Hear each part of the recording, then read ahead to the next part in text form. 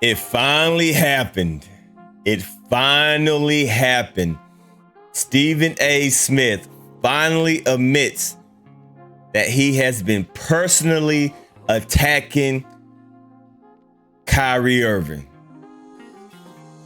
We all could sense this from the beginning. Like, man, why is Stephen A. Smith always like, anytime and every time there's an opportunity for Stephen A. Smith to talk down on Kyrie Irving, he does it.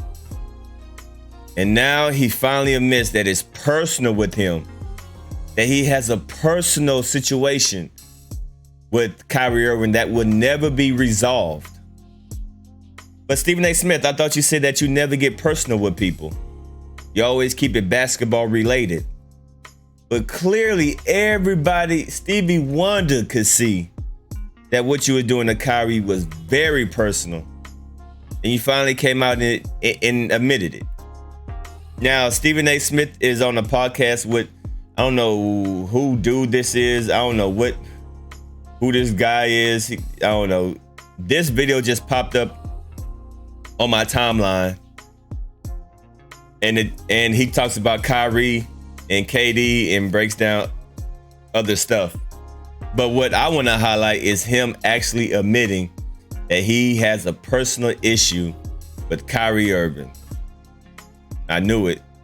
We all knew it.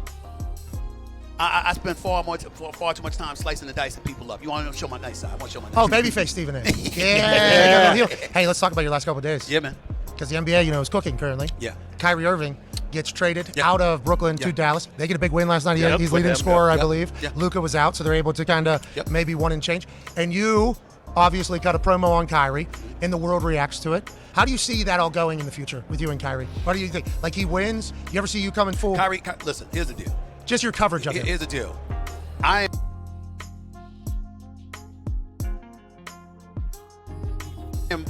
It doesn't matter how I feel about you. I'm always going to be fair, and I'm always going to be objective. You ain't worth my paper. So my attitude is that even if I don't like your ass, I'm still going to be fair. Now, me and Kyrie have our differences that I don't think will ever be settled. He knows why. It's personal. I'm not going to say why. It's personal. Bada bing, bada boom. He finally admits it, that it's personal. We have our differences, something that would never be settled. He knows why. It's personal. What? What could you personally have with someone that is a basketball player? I thought you supposed to just cover them as an athlete. I thought you supposed to just cover them of what they do on the basketball court, on the football field. But why? What do you mean it's personal? What do you mean by it's personal? There's something that we have that would not be what? It's going to be fair, and I'm always going to be objective. You ain't worth my paper. So my attitude is that even if I don't like your ass, I'm still going to be fair. Now, me and Kyrie have our differences that I don't think will ever be settled. He knows why. It's personal. I'm not going to say why. We have our personal problems that can never be settled. Interesting, Stephen A. Smith. So that's why you've been attacking Kyrie Irving. I told y'all, man. I told y'all it seemed like it was personal. It was personal. It is personal with Stephen A. Smith. That's why he always, at any drop of a dime, if there's any room, any crack to talk about Kyrie Irving negatively, disparaging his name, he does it. That's crazy. Here's the deal. It doesn't matter how I feel about you. I'm always going to be fair, and I'm always going to be objective. You ain't worth my paper. So my attitude is that even if I don't like your ass, I'm still going to be fair. Now, me and Kyrie have our differences that I don't think will ever be settled. He knows why. It's personal. I'm not going to say why. But that doesn't stop me. That doesn't stop me from looking at him and saying he's a phenomenal player. By the way, you'll appreciate this because I've been wanting to tell you this. I've been having to tell people this the last couple of days. They can't seem like they can comprehend it. There's a difference between superstar players and superstars. You say that all the time, bro. You always say super. We know about that. What's this personal issue that you got with Kyrie, bruh? This is my first time watching this. I know what he's gonna say. Kobe was box office. LeBron is box office. Kyrie is box office. He is worth every penny of your dime. But he just doesn't show up for work. He just doesn't show up for work. I bet you that's what he's gonna say. Tim Duncan was a superstar. Okay? He was a superstar player, I'm sorry. Yeah. He went on the court. He was the best at what he did as a power forward. He won 5 championships, blah. Kyrie Irving is a superstar. He's box office. You walk through the turnstiles to watch him play. Blockbuster. That's who he is. So in that regard, Kyrie Irving pays for himself. Kyrie Irving is a sensational basketball player, a person that I think is worth $50 million a year in today's NBA economy. But you can't pay him more than 1 year at a time because you can't trust that he's going to show up to work. He says the same thing over, bruh. We get it, bruh. We get it. He literally says, it don't matter who podcast he's on, what TV, we get it, bruh. You just say the same thing every single time. We get it. But now, thanks for confirming that it's personal with you. Thanks for confirming that, because we've been knowing that. But thanks for confirming it.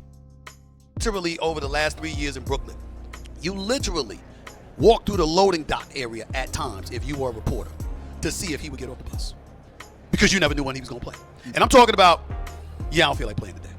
Hell, I ain't come here to play without KD. He out this week, I'm out this week. I don't feel like doing that. Right now, I'm just traumatized by the riots at the Capitol in January 6, 2021. So I'm going to take 2 weeks off. Oh, by the way, I'm so traumatized that I'm going to party with my family, which was in violation of security protocols by the NBA, which gave him additional time off. This kind of stuff happens. And so because of that, you can't invest in him long term because he made those decisions because he didn't have to worry about his bag. Gotcha. Now he's in the final year of his deal. Those things are all true, what you just said there? Just like, hey, I don't want to play today, I'm not going to play today. And that's been documented. Absolutely. I mean, at one time, he was literally taking players.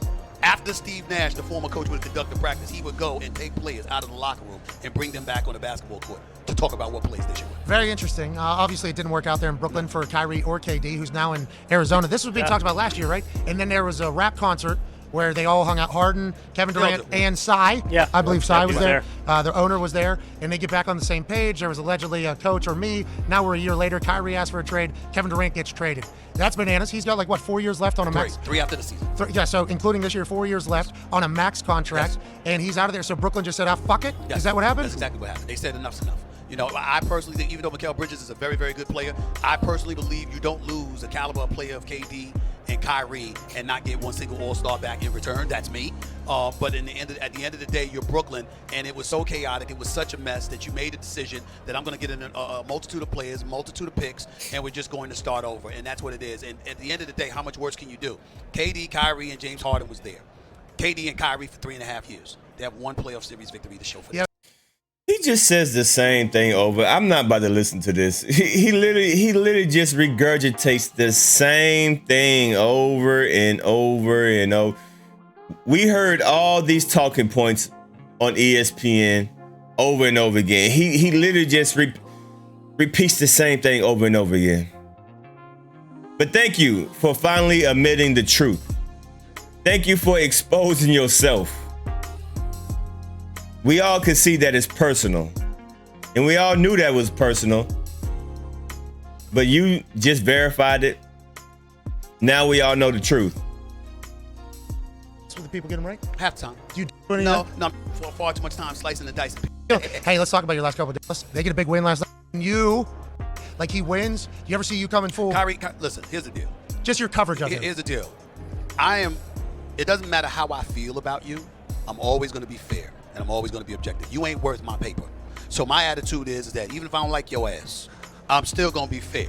Now, me and Kyrie have our differences that I don't think will ever be settled. He knows why. It's personal. I'm not going to say why. That's all we needed to hear right there. That's all we needed to hear. Y'all leave a comment down below and y'all let me know what y'all think about Stephen A. Smith finally admitting that he has a personal issue, a personal problem. And that's why he been personally attacking Kyrie Irving for the past 2-3 years. It's your boy, Damn D. I'm signing out. Peace.